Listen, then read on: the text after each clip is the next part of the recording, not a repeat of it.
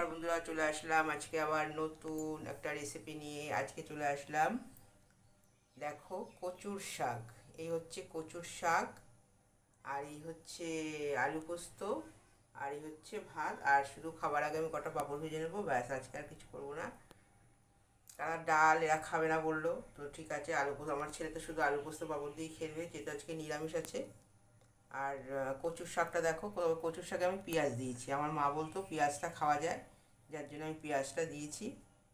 আর এটা তো কালো জিরে ফোড়ন দিয়ে পোস্তটা বেটে কাঁচা লঙ্কা দিয়ে করেছি। ব্যাস, পুরো খাওয়ার আজকে কমপ্লিট রান্না। তো আজকে রাখি পূর্ণিমা, কিন্তু আমাদের তো ছুটি নেই, তাই সবাইকে রাখি পূর্ণিমার শুভেচ্ছা জানাচ্ছি, প্রীতি ও ভালোবাসা। তো দেখো, সবাই সবাইকে রাখি পরাতে পারে, এটা তো কোনো ভাই বোনের ব্যাপার নেই, বন্ধু বান্ধব সবাই সবাইকে রাখি পরাতে পারে। তো আমার যত ফ্রেন্ড আছে আমি সবাইকে রাখি পরিয়ে দিলাম।